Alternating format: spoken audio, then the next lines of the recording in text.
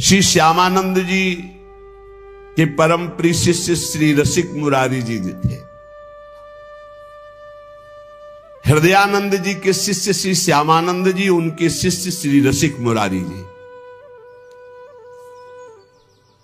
गुरुदेव ने जो मंत्र और नाम दिया, इसका जो निरंतर जप करते महाबलशाली हो जाते हैं।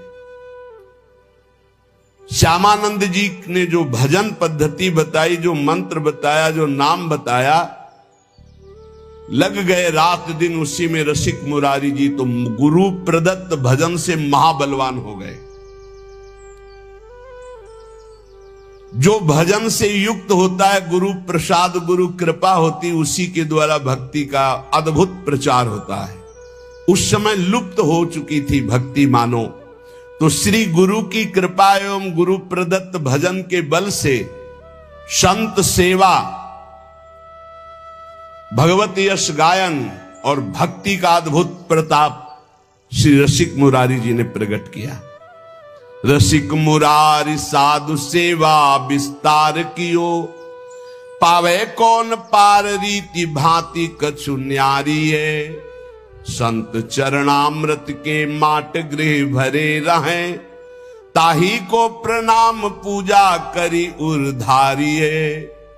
आवे हरिदास तिने देत सुख रास, जीव एक ना प्रकाश सके थके सो विचारिये। करे गुरु उत्सव ले दिन मान सवे को, द्वादश दिवस जन घटा लागी प्यारिये। रसिक मुरारी जी भजन बल गुरुदेव का प्राप्त किया। फिर एक दिन गुरुदेव से पूछा, हरि कैसे प्रसन्न होते हैं? तो उनका साधु सेवा से। यदि साधु सेवा नियम पूर्वक, दैन्यता पूर्वक, भाव पूर्वक की जाए तो भगवान संतों की जिह्वा से ही प्रसाद पाते हैं। स्वाद ले लेकर संतों की जिह्वा से पाते हैं। संतों का चरणामृत उतारा जाए, संतों की आरती की जाए, संतों को प्रसाद पवाया जाए तो भगवान बहुत जल्दी प्रसन्न हो जाते हैं। गुरु आज्ञा, श्री रसिक मुरारी जी ने संत सेवा का बड़ा ही विस्तार किया। रोज संतों का निमंत्रण। और आपको बताए, धनी बनना हो तो बिल्कुल सरल उपाय है, अकाट्य उपाय है। धनी सब बनना चाहते, लेकिन पाप करके बनना चाहते, अधर्म करके बनना चाहते, दूसरों को लूट करके। हाँ, बोले शॉर्टकट से, तो शॉर्टकट से ऐसा मरोगे कि फिर निकलने को नहीं मिलेगा इस माया समुद्र से। ध्यान रखना, ये जो सोचते हैं ना बहुत जल्दी धनी बन जाने के लिए, एक उपाय है, बहुत जल्दी कृपा हो जाएगी, बहुत जल्दी धनी बन जाओगे। क्या? संतों की सेवा शुरू कर दो। श्री नथियाबाई जी जब वृंदावन आई तो महिमा सुनने को मिली संत सेवा, तो उनका मुझ गरीब से क्या संत सेवा होगी। तो चून मांग के लाती, उपला बिन लेती, उससे रोटी बनाती, और कोई भिक्षा जाता होता करने, साधु बुलाए, बाबा आजा, मोटी मोटी लाल लाल रोटी सेक कर पवाती। अब धीरे धीरे भिक्षा से जाने वाले साधु उनके यहां जाने लगे। रोज मांगना, मांग कर लाना, बनाना, पवाना, पवा के बैठी, इतने में फिर संत आ गए, लाओ माई, फिर आटा लगाया, फिर कभी ना नहीं किया। एक दिन वो हुआ कि बोरा में लद लद करके अन्न और व्यवस्थाएं, बिहारी जी स्वयं एक दिन वो गाड़ी में लद करके आ रहे थे, आटा और सब सामग्री लेने गई थी मैया, और वर्षा होने लगी तो छाता मैया को दिया, और आप लालटेन ले हुए और कहे आओ मैया इस रास्ते से आओ, बैलगाड़ी थी ऐसे। तो सोचा ये 9 किशोर 14 वर्ष का बालक कितना कृपालु है, ऐसी वर्षा में स्वयं भींजता हुआ हमें छाता दे, क्योंकि संतों का अन्न है। नहीं छलिया अगर अपने को जानने नहीं देना चाहता तो कोई नहीं जान सकता। जब दूसरे दिन बिहारी जी के दर्शन करने गई तो देखा एक हाथ में लालटेन, एक हाथ में छाता। बोले अब हमें समझ में आया कि कौन था। आप थे बिहारी जी। श्री महामहिम परम भागवत सुदामा दास जी महाराज बिल्कुल इसी पद्धति से संत सेवा शुरू की थी। गौओं के उपले बिन कर लाना और आटा मांगकर संतों को रोटी बनाना और पवाना।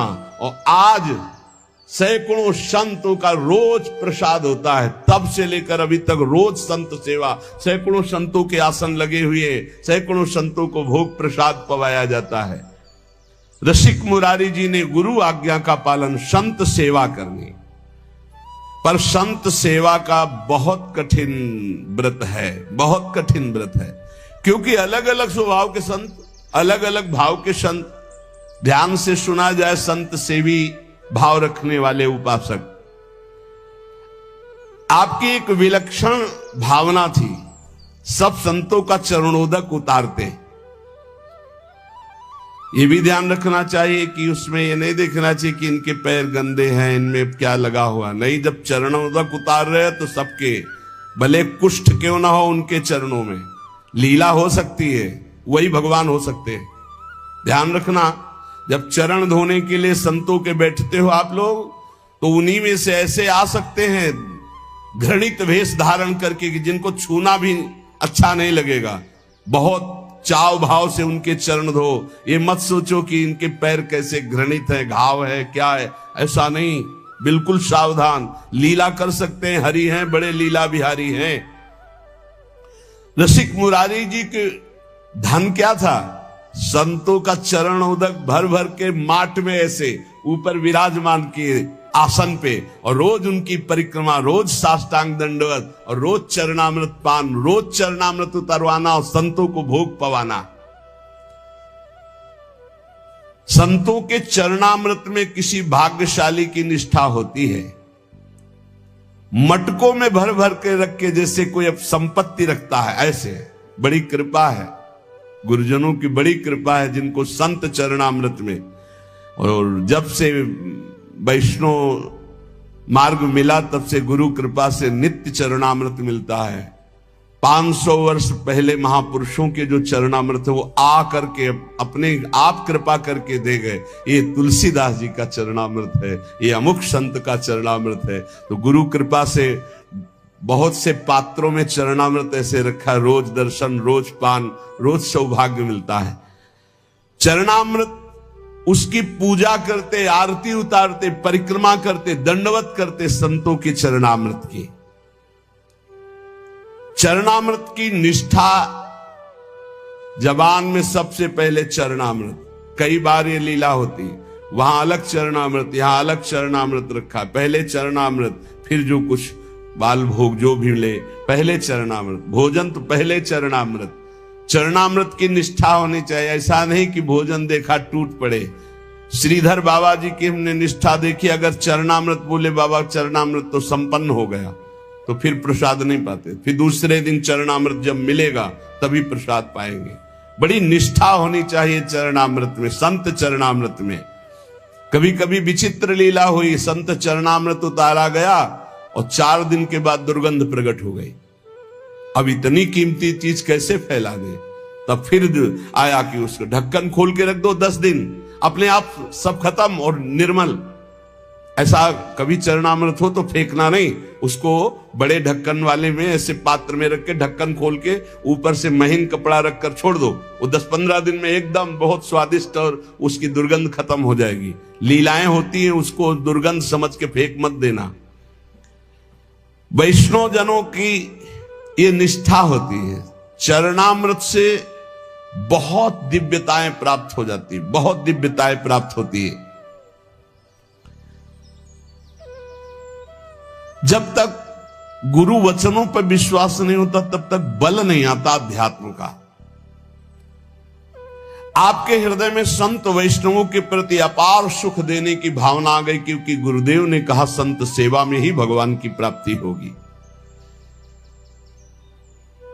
श्री प्रियादास जी कह रहे कि रसिक मुरारी जी की संत सेवा की महिमा का वर्णन या संतों के प्रतिभाव का वर्णन एक जिह्वा में कैसे करूं? मतलब इतनी अपार संत सेवा की भावना, मेरी बुद्धि थकित हो जाती इनकी महिमा देख करके संत सेवा की। आप बड़े समारोह से श्री गुरु उत्सव मनाया करते थे, उसमें पूरे दिन कथा कीर्तन सत्संग भोज भंडारा होता रहता था, सब संतों को बड़ा सुख प्रदान करते थे। यह उत्सव 12 दिन तक लगातार गुरु उत्सव चलता। 12 दिन भक्तों की भीड़ रहती, जो देखने में अत्यंत आनंद प्रदान करने वाली होती है। गुरु उत्सव, इस उत्सव का नाम दंडोत्सव है। इस संबंध में कथा आती है कि इनके गुरुदेव श्री श्यामानंद जी श्री वृंदावन में जब वास करते थे तो नित्य प्रति सेवा कुंज में सोहनी लगाते थे। सोहनी लगाना हमारे ब्रज की बहुत बड़ी उपासना है, जिसे साधारण भाषा में कहते हैं झाड़ू लगाना, तो यहां सोहनी लगाना कहते हैं। तो रोज सेवा कुंज में सोहनी लगाते थे। सेवा कुंज में प्रिया प्रीतम नित्य विहार करते हैं, तो इनको एक अपार सुख मिलता कि मेरे श्यामा श्याम यहां विहार करते, मुझे सोहनी सेवा का सौभाग्य मिला, मैं उनकी दासी हूं। बाहर वो सोहनी लगाते समय बड़े गौर से वो एक एक लता के नीचे एक एक चरण चिन्ह को देखते, कहीं प्रियालाल के चरण चिन्ह तो नहीं है, कहीं किसी लता के नीचे प्रियालाल विराजमान तो नहीं हुई। प्रियालाल के चरण चिन्हों के कभी कभी उनको दर्शन हो जाते तो बड़े भाव में मगन हो जाते। कभी कभी युगल चरणारविंद के दर्शन होते। कैसे पहचान होती कि ये प्रियालाल के चरण चिन्ह? क्योंकि प्रियालाल के चरण में 19 चिन्ह हैं, चरण चिन्ह। सबके साधारण चरण ऐसे, प्रियालाल के चरणों में चरण चिन्ह हैं, उनको देखकर पहचान होती ये युगल सरकार के चरण चिन्ह हैं। बड़े भाव में मगन हो जाते सोहनी लगाते हुए। सेवा कुंज में सोहनी सेवा करते। एक दिन प्रियाजू ने इन्हें दर्शन देने की इच्छा की। सेवा में बड़ी सामर्थ्य, इसीलिए कहते हैं कि वृंदावन में कहीं भी थोड़ी सोहनी लगा दोगे तो तुम्हारे भाग्य में सोहनी लग जाएगी, सब कूड़ा करकट अशुभ प्रारब्ध नष्ट हो जाएगा। श्री जी की इच्छा हुई दर्शन देने की, पर श्री जी सीधे दर्शन नहीं दे सकती। जब तक किसी सखी का कृपा प्रसाद नहीं प्राप्त होगा तो श्री जी इच्छा भी करेंगी तो दर्शन नहीं दे पाएंगे। इसलिए ये आचार्य रूपा सहचरियां, इनकी कृपा पहले प्राप्त होनी चाहिए, तब श्री जी के दर्शन होंगे। नहीं, श्री जी के दर्शन की एक मर्यादा है, बिना सखी के दर्शन के, बिना सखी अनुग्रह के श्री जी का दर्शन। इच्छा हुई श्री जी के दर्शन की तो डायरेक्ट आकर के दर्शन नहीं दिया। अनुग्रहमयी श्री जी ने पहले सखी की अनुकूलता हो, सखी दर्शन दे, तब दर्शन का विधान बने। एक दिन श्री जी ने जानबूझकर अपने श्री चरण का एक नूपुर छोड़ दिया सेवा कुंज में। अब प्रातः काल श्री श्यामानंद जी सोहनी लगाते थे, तो जे ही लगाया तो देखा बड़ा कीमती अद्भुत नूपुर, बड़ा आनंद मिल रहा है। विचार किया किसी नवविवाहिता का होगा, ढूंढने आएगी, दे देंगे। तो अपने अचला की छोर में संत है, बांध कर अपने माथे पे रख के साफा बांध के सोहनी लगाने लगे। सोच रहे थे किसी की बेटी या किसी की नवविवाहिता बहू का ही है, क्योंकि बहुत खोजने आएगा तो देंगे। श्री जी ने अपने आभूषण श्री ललिता जी से कहा कि संभाल करके मंगला के आभूषण रखो। तो उनमें कहा, प्यारी जू आपके एक श्री चरण का नूपुर तो है ही नहीं। जानबूझ के श्री जी ने गिराया था, क्योंकि जब तक सखी कृपा नहीं होगी तब तक श्री जी दर्शन नहीं देंगे। जाओ देखो सेवा कुंज में किसी लता के नीचे कहीं अरज कर तो नहीं गिर गया। ललिता जी ने खोज प्रारंभ की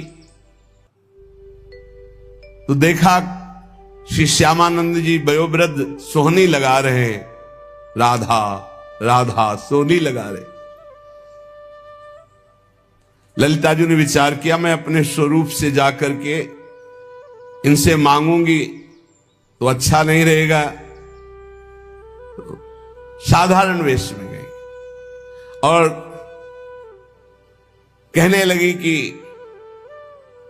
बाबा यहां सोहनी लगाते नूपुर तो नहीं मिला। यदि मिला हो तो मुझे दे दीजिए। तुम्हारा तो नूपुर नहीं हो सकता, क्योंकि साधारण वेश में ललिता जी थी। अब मेरा नहीं, मेरी बहू का है, लाओ। नहीं, ऐसे तो मैं नहीं दूंगा। तुम्हारी बहू का है तो पहले वो चरण दिखावें जिसमें वो नूपुर बंधा है, और ठीक हमारे जैसा नूपुर है कि नहीं वो। अगर है अभी दे दूंगा, अगर नहीं दिखाया नहीं दूंगा।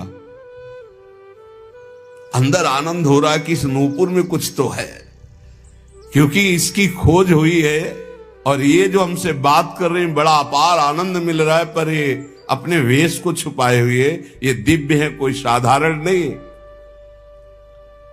अरे नाय बाबा तू मुझे दे दे। नहीं नहीं, मैं आपको दे दूं। और थोड़ी देर बाद जिस बहू का गिरा है या जिस बेटी का गिरा है वो आके बोले कि मेरा नूपुर, तो हम तुम्हें कहां खोजेंगे?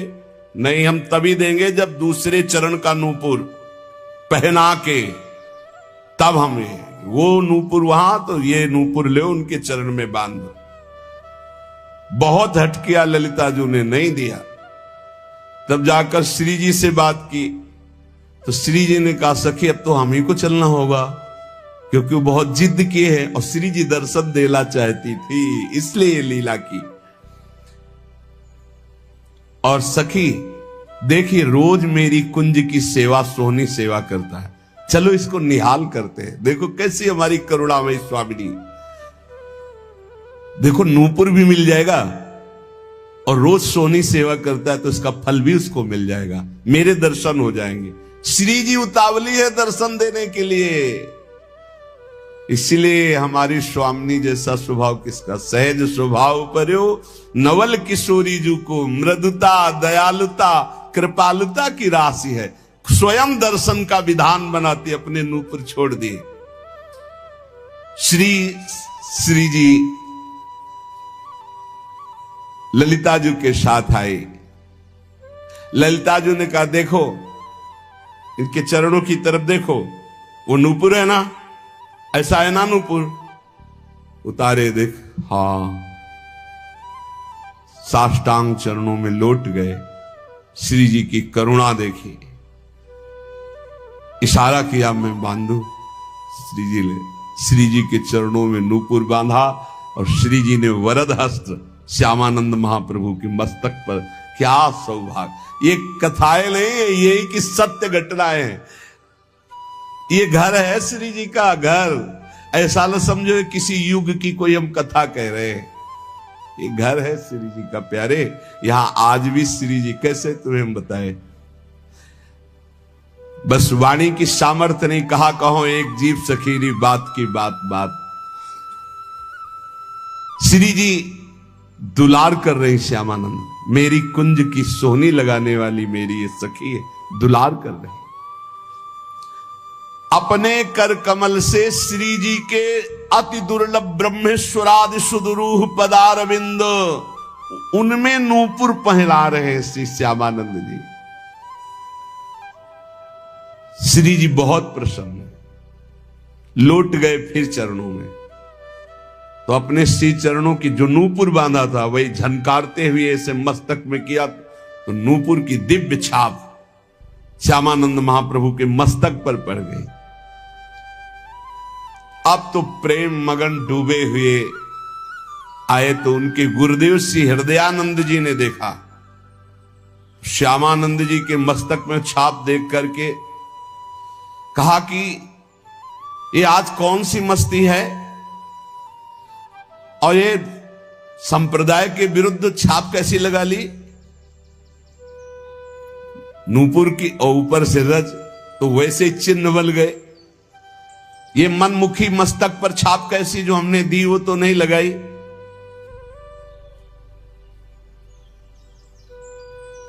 अब उन्होंने जानबूझकर थोड़ी, ये तो श्री जी का कृपा प्रसाद प्राप्त हुआ था। उन्होंने कहा कि ये मनमुखी छाप गुरुदेव नहीं है, ये इष्ट देव ने छाप लगाई है। डांट करके कहा नहीं नहीं ऐसा लगता है, देखो ध्यान से समझने की बात है कि भला श्री जी ऐसे कैसे। देखो बड़े यहां रहस्य की बात है। यदि दैन्य होकर आप भगवत आराधना में हो तो गुरु को भी पता नहीं लग सकता, ऐसी शिष्य की ऊंचाई हो सकती है। शिष्य की ऐसी ऊंचाई हो सकती कि गुरु को भी पता नहीं लग सकता। ध्यान रखना, बड़ा विचित्र ये खेल है। दैन्यता से नाभाजी सेवा में लगे हैं तो अग्रदेवाचार्य की जहां स्थिति मानसिक सेवा में, वहां वो तो विचार में लगे, वो पंखा से हटा दिया जो जहाज डूब रहा था सेवक का, उसको। कितना बड़ा महान ये बात है। शिष्य की मानसिक स्थिति गुरु को पता हो, ये कोई बड़ी बात नहीं, लेकिन गुरु की मानसिक स्थिति में शिष्य का प्रवेश हो जाना ये बहुत बड़ी बात है। हृदयानंद जी ने सोचा ये बहाना बना रहा है, डांट कर का इसे शीघ्र धो डालो, जो आ गया। श्यामानंद जी ने बहुत धोया, रगड़ रगड़ के, छाप नहीं छूटी। श्री जी की लगाई हुई चिदानंद छाप कैसे छूट सकती। हृदयानंद जी ने तो यह अर्थ लगाया कि इन्होंने ठीक से धोया नहीं, अतः स्वयं बोले इधर आओ, और रगड़ रगड़ के इतना घसा कि मस्तक से रक्त निकलने लगा, पर छाप नहीं छूटी। तब वो सहम गए और कहा सत्य श्री जी की छाप लगाई हुई है। तो उनका हां गुरुदेव, उनका धन्य है, तुम्हारा जीवन धन्य। विश्वास हो गया कि श्री जी ने तुम्हें स्वीकार कर लिया है। जो वैष्णव जन और सब थे बोले धन्य है। पर हृदयानंद जी ने कहा कि फिर भी हम ये मानेंगे कि तुमने हमारे तिलक की जगह छाप लगाई, इसलिए अपराध है। इसलिए हम वैष्णव समाज में दंड निर्धारित करेंगे।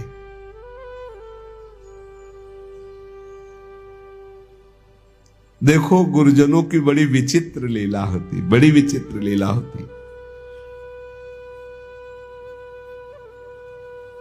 सब वैष्णव समाज के बीच में कह रहे मैं तुम्हें दंड दूंगा।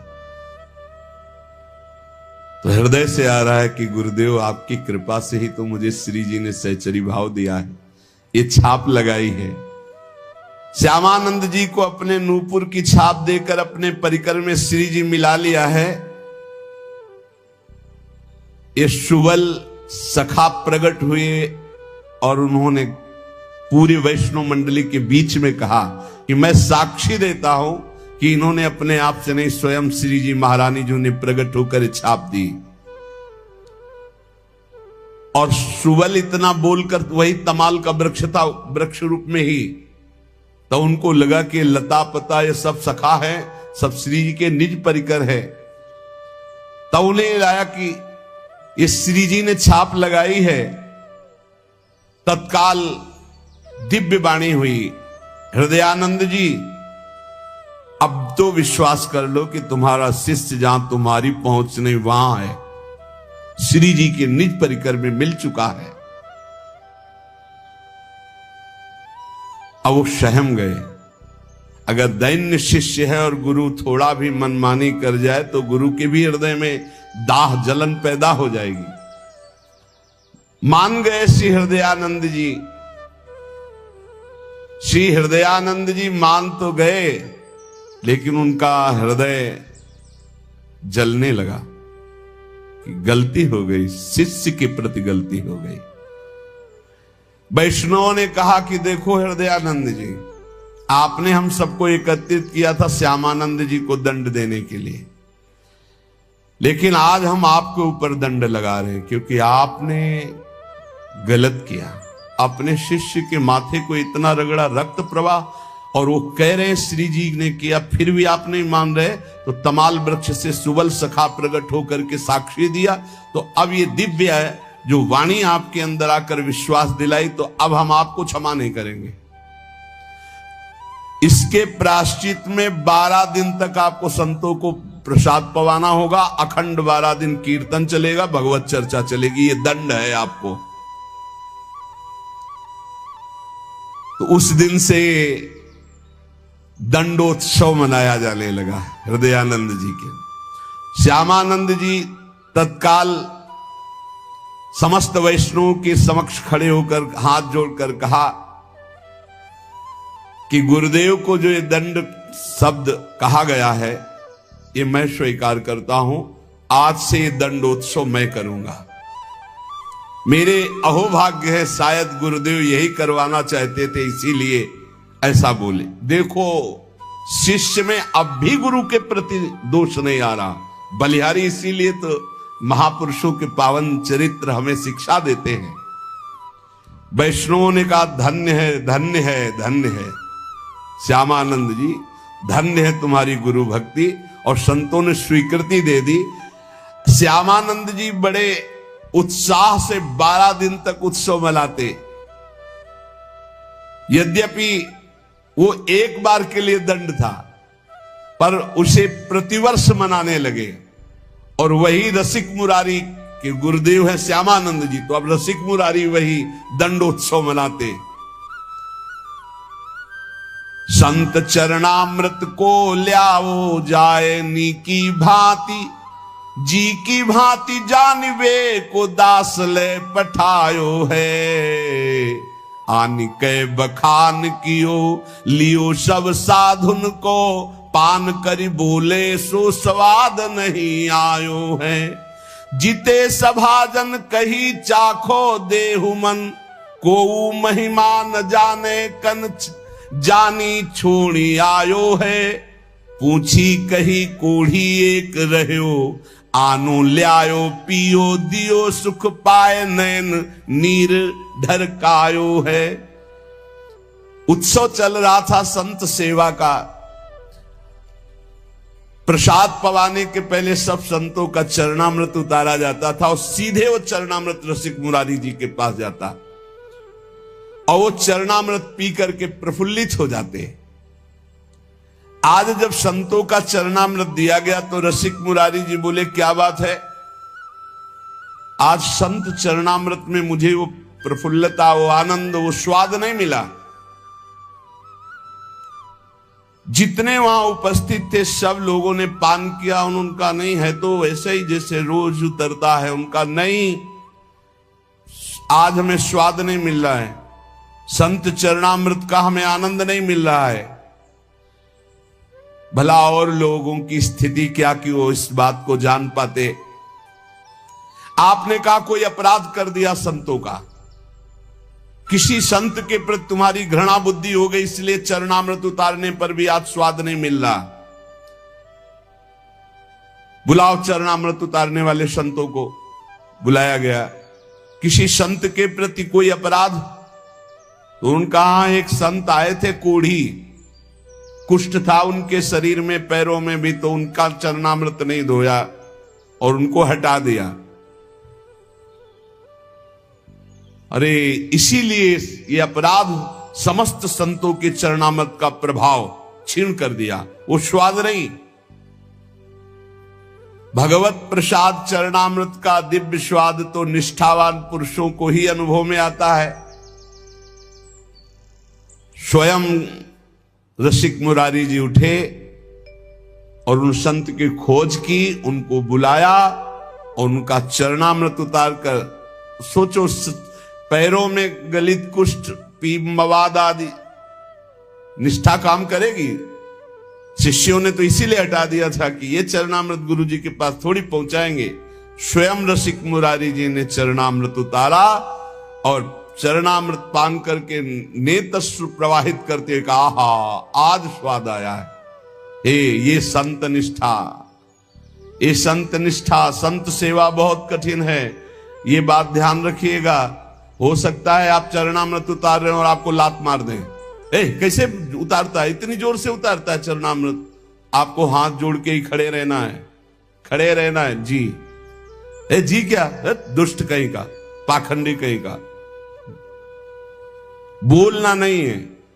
भगवान है, वो आए हैं तुम्हारी परीक्षा लेने के लिए। एक बार सिद्ध संत रोटी राम बाबा यज्ञ की तो झरा भंडारा सब पा रहे थे। शाम के 4 बजे पूछा, सब पा चुके? बोले हाँ महाराज जी। उनका अभी यज्ञ पूरी नहीं हुई।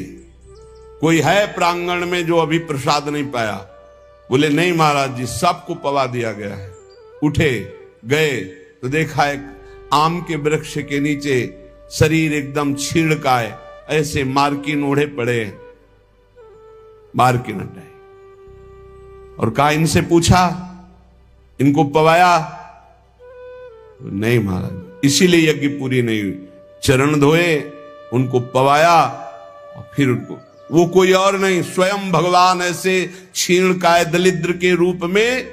ये बस समझना बड़ा कठिन है, बहुत कठिन है। एक बार मथुरा दास जी सुना रहे थे कि भगवान शंकराचार्य जी काशी में गंगा स्नान करके चले तो शिष्य जन हटो हटो ऐसे दूर, एक रूप में शरीर से दुर्गंध आ रही, मक्खियां भिनभिना रही, नजदीक से आके ऐसे टक्कर मारी शंकराचार्य जी कैसे,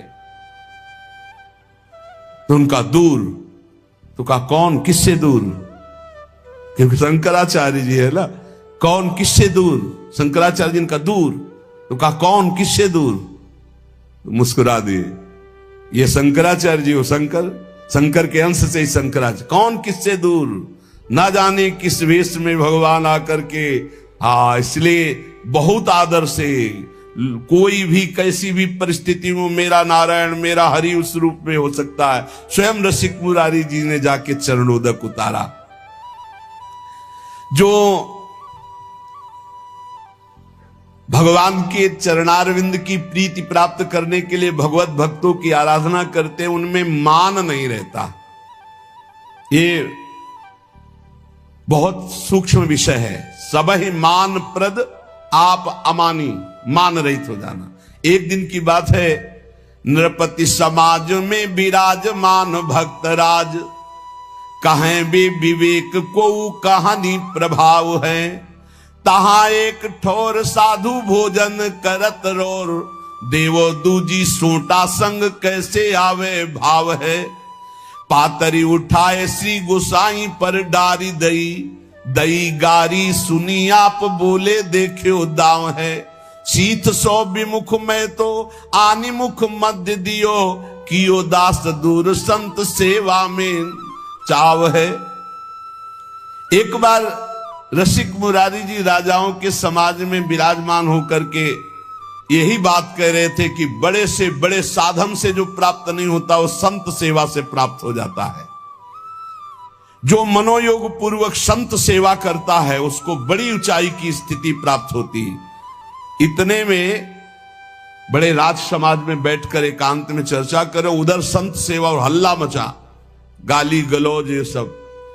देखो, ये ध्यान रखने का विषय संत सेवा में भगवान ऐसे ही लीलाएं करवाएंगे जिससे तुम्हें दोष दर्शन हो जाए। एक संत भगवान बोले पत्तल लगाई, बोले एक पत्तल और लगाओ। बोले किस बात के लिए? एक ही पत्तल में तो सबको पाना होता है। बोले एक पत्तल अभी पाएंगे और एक पत्तल शाम के 4 बजे उस समय पाएंगे। सोटा का में सोटा भांग उसी से घोटते थे। अब उतर नहीं देंगे हम, तो गाली गलो लड़ाई झगड़ा। अरे बड़ी विचित्र, भगवान की सेवा तो शांति से भगवान करवा लेते हैं, भक्त की सेवा बड़ी विचित्र, बड़े विचित्र विचित्र भक्त है। अब वो संत जो है पारस मांग रहे थे, डंडे का, सोंटे का पारस। परोसने वाले लड़ गए। अब वहां वो उपदेश कर रहे थे कि संत सेवा महान भगवत प्रभु। उन्होंने कहा घर ही में तुरंत उठ करके आए, सबको शांत करते हुए आए और कहा, अब वो समझ गए कि मान थे कि आयो। कहा भगवान आप नाराज क्यों हो रहे हो? गुस्सा आई उनको। तो भांग छानने वाले संत तो जो खीर और सब्जी सब परोस गई थी, पूरा पत्तल उठाया मारा मुंह में उनके। वो ऐसे लिए और कहा भगवान वैसे तो रोज शीत प्रसादी बाद में मिलती थी, आज तो आपने डाल। तनिक भी क्रोध नहीं किया। जानबूझ करके कोई अपराध करो मत। यदि तुम्हें वो पीट देते हैं और हमें सुनने को मिलता है कि आपने कुछ नहीं कहा, आपको 2 थप्पड़ मारे, तो हमारी छाती फूल जाएगी। और अगर ये सुनने को मिला कि 4 जवान चढ़ के खूब तो हमको रोना आएगा कि हमारी बात तुम नहीं समझ पाए। मेरे प्रभु आए और तुमने प्रभु के साथ, बिल्कुल प्रभु हैं, सब में प्रभु हैं, फिर साधु में तो है ही है। और जहां साधु सेवा होती वहां लीला ऐसी करेंगे प्रभु। इसीलिए बहुत साधु सेवा कठिन व्यवहार है। रसिक मुरारी जी के मुख पे पूरा पत्तल मारा, गुस्सा जानी चाहिए, लेकिन उन्होंने ऐसे एक सीत भी नहीं गिरने दिया। और इतना ही नहीं, रसिक मुरारी को कटुवचन गालियां भी देने लगा खड़े होकर के महात्मा। अपने सब जनों को रोका और कहा कि बड़ी कृपा हुई, आज हमें शीत प्रसाद मिला, आप तो बहुत करुणामय हैं। 2 पत्तल लगाओ। 2 पत्तल लगाए और अपने संत से कहा तुम्हारे अंदर सेवा का भाव नहीं, आज से तुम्हारी परोसने की सेवा से तुम्हें बहिष्कार किया जाता है, निकाला जाता है। ऐसे संत के साथ बर्ताव करते हैं। अब संत सेवा में जिसकी प्रबल निष्ठा होती है वो कभी संतों में दोष दर्शन नहीं करता। और संतों में दोष दर्शन ना हो ये बड़ी कठिन बात है, क्योंकि उनके व्यवहार ऐसे होते हैं, व्यवहार होते हैं। बड़े बिलक बिलक संत होते हैं, बहुत बिलक बिलक संत होते हैं। बाग में समाज संत चले आप देखिबे को, देखत दुरायोजन हुक्का सोच पर्यो है। बड़ो अपराध मान साधु सन मान, चाहे घूमी तन बैठी कही देखो कहूं धर्यो है। जाए के सुनाई दास काहू के तमाखू पास, सुन के हुलास बढ़ो आगे आनी कर्यो है। झूठे ही उसास भरी साचे प्रेम पाए लिए, किए मन भाए ऐसे शंका दुख हर्यो है।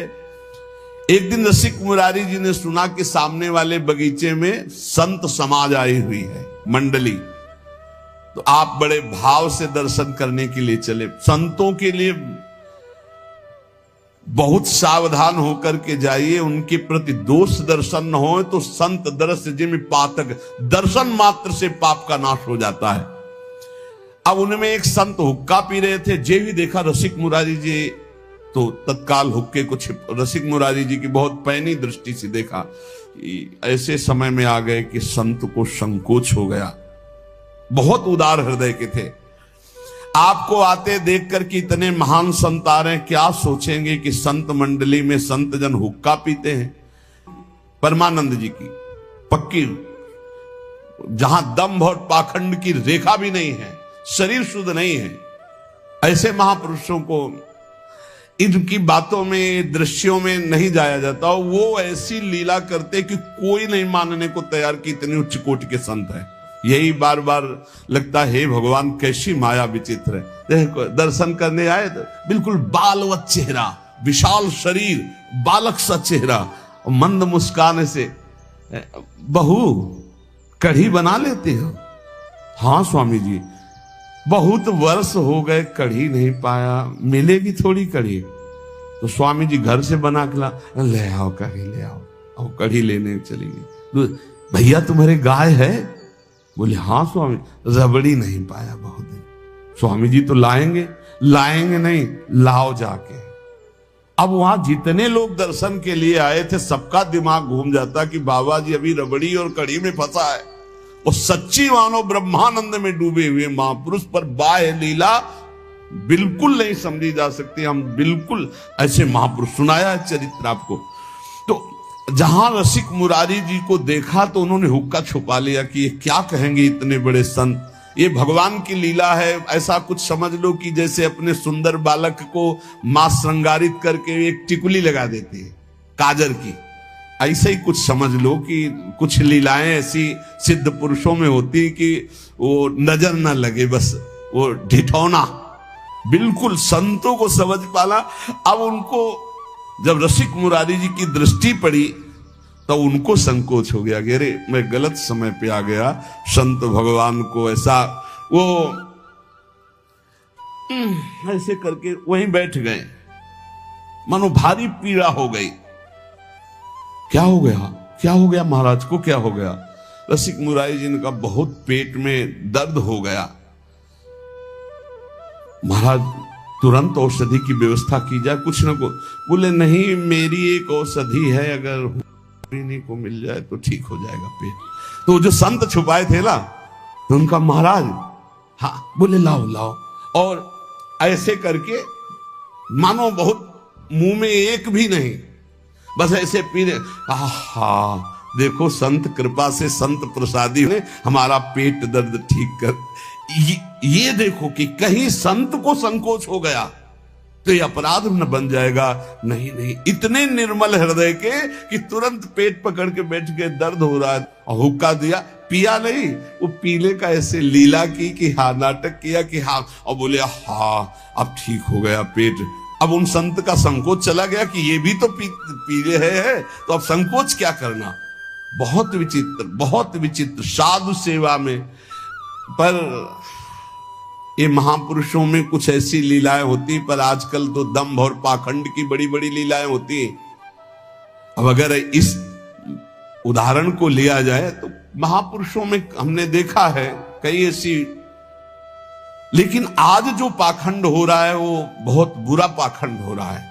जो सात्विक सच्चिदानंद भगवान में डूबे हुए महापुरुष हैं, तो जैसे भगवान शंकर ने जहल हलाहल अपने गले में, ऐसे सबकी सामर्थ्य के बाहर के, लेकिन वो धर्म विरुद्ध आचरण नहीं होते, धर्म विरुद्ध नहीं होते कि वो धर्म विरुद्ध आचरण कर रहे हैं। वो ऐसे जो महापाप है मदिरा पान करना, वो ऐसे कर रहे हैं। तो कुछ ऐसे सिद्ध महापुरुष होते हैं जिनकी कुछ चालें समझ में नहीं आती, कुछ जो ऐसे अवधूत कोटि के होते हैं, कुछ ऐसे होते हैं जो सिद्ध पुरुष हैं लेकिन प्रवृत्ति वो ऐसी है जो समझ में नहीं आती, गाली देना और डंडा मारना, ईंट पत्थर मारना, कई तरह के लक्षण। लेकिन अपने को जो कार्य बनने वाला है वो आचार्य कोटि के महापुरुषों से, जिनका आचरण शास्त्र सम्मत है और जो शास्त्र के ज्ञानी हैं। हम ऐसे सिद्ध महापुरुषों से अपराध ज्यादा कर बैठते हैं, लाभ नहीं ले पाते, क्योंकि उनके ऐसे विचित्र कोटि के आचरण होते हैं कि संशय हो जाएगा कि ऐसा कैसे हो सकता है, ऐसा कैसे हो सकता है। और वो अंदर से सच्ची मानिए बिल्कुल निर्लेप है, कहीं कोई आसक्ति नहीं, कहीं कोई दोष नहीं, पर बाहरी कुछ ऐसी लीलाएं होती। तो रसिक मुरारी जी ने भी वो लीला करके उन संत का संकोच दूर किया। एक बात यहां स्मरण रखनी चाहिए कि रसिक मुरारी जैसे धर्म धुरंधर भगवत लीला में डूबे हुए संत सेवी, इसीलिए कहा कि ये धूम्रपान शास्त्र निषिद्ध है। रसिक मुरारी जी ने बिल्कुल पान नहीं किया था, केवल उनकी लीला थी उनको दूर संकोच करने के लिए। इसलिए कोई साधक इसका अनुकरण न करे, साधक अनुकरण न करे। तो ये व्यसन भैया सिद्धों के पच सकते हैं, साधक इसमें न फंसे। साधक समस्त व्यसनों से मुक्त होकर ही भगवत आराधना में जाता है। आगे का प्रसंग गुरु सेवा भक्ति को बहुत उच्च कोटि का है, वो आगे वर्णन करेंगे, समय हो गया है। उपासक को चाहिए कि साधु सेवा में भाव तो रखे, अपनी बचत के लिए कह रहे हैं। कोई भूखा संत हो तो भोजन दे दीजिए, वो भी परिचय नहीं है तो गेट के बाहर दीजिए। बहुत परिचय घर में पुरुष सदस्य हैं तो बैठाल करके, यदि आपका श्रद्धा कर तो बैठाल करके। अगर कोई अर्थ मांगता है तो मत दीजिए। आपका परिचय है कि ये अर्थ हमारा जाकर के सार्थक होगा तो भले, नहीं तो अर्थ का दान बहुत होश से कीजिए, नहीं उससे पतन होने के बहुत चांस है। क्योंकि आजकल कोई संप्रदाय आचार्य से दीक्षित होकर भगवत प्राप्ति के लिए वेश धारण करना बहुत कम हो गया है। इससे आपकी ये जो साधु निष्ठा है उसमें अंतर आ सकता है। इसलिए अपनी तरफ से बहुत सावधान रहें कि किसी का दोष दर्शन न हो, किसी की निंदा न हो, इसके लिए किसी से व्यवहार न हो। अगर कोई साधु दरवाजे पे आ जाता है, अपरिचित है, तो गेट के बाहर अन्न देने की चेष्टा करें, वो भी घर के किसी सदस्य से। हाँ, कि भोजन पानी आपको मिल सकता है, वो भी गेट के बाहर भिक्षा रूप में दे दीजिए। परिचय का है तो फिर घर में भले पवा दो, अगर घर के सदस्य हैं तो। नहीं तो पता नहीं कौन किस रूप में, जैसे भगवान मिल जाए ऐसे कौन किस रूप में पाखंड हो, किस रूप में दंभ हो। इसलिए हम साधु सेवा के प्रति श्रद्धा बढ़ाने की बात कहते हैं, पर सावधान होते हुए। सावधानी नहीं रहेगी तो फिर आपका साधन पथ बिगड़ जाएगा। क्योंकि बहुत ही कलिकाल का जो मलिन स्वरूप है वो विकसित जो देखा जाता है, तो बहुत डर लगने लगा है कि हमारी साधुता बड़े खतरे में पड़ गई है। बड़े खतरे, जहां कहा गया साधु ते होए न कारज हानि, तो बड़े खतरे में हो गई है। बहुत सावधानी रखे, अपनी साधु श्रद्धा बढ़ाने के लिए ज्यादा संपर्क न रखे। अगर कोई आ जाता है तो उस समय भगवान जैसी प्रेरणा करें, उनका स्वागत कर, वस्त्र दे देना, पानी दे देना, मधुर वचन बोलना, भोजन दे देना, इस सब के लिए अतिथि देवो भव। अर्थ देने के लिए बहुत सावधानी से अर्थ दिया जाए, जहां हमारे अर्थ का ठीक धर्म पूर्वक प्रयोग होगा। नहीं तो अगर अर्थ ऐसे मनमानी दे दिया जाए, उसका अधार्मिक क्रियाओं में प्रयोग होगा तो आपको भी उसका फल मिलेगा, अर्थात अधर्म क्रिया का दंड का भागी आप भी बनेंगे, क्योंकि आपका अर्थ उस अधर्म क्रिया में गया। इसलिए पात्रता देखी जाती है अर्थ देने के लिए। भोजन, पानी और वस्त्र देने के लिए पात्रता की जरूरत नहीं। कोई भी हो, साधु वेश में हो या ना हो, कोई कह रहा मुझे भूख लगी है, उसे भोजन पवा दो। कोई सर्दी में कांप रहा है, उसे वस्त्र दे दो। कोई बीमार है, उसको औषधि दे दो, पैसा नहीं, उसको जाके औषधि दिलवा दो। इन सेवाओं से भगवान की कृपा की प्राप्ति होती। खूब नाम जप करो, इसी जन्म में भगवत आराधना के बल से भगवत प्राप्ति हो जाए, ये जीवन का परम लाभ। शेष चर्चा आगे। श्री राधा वल्लभ लाल।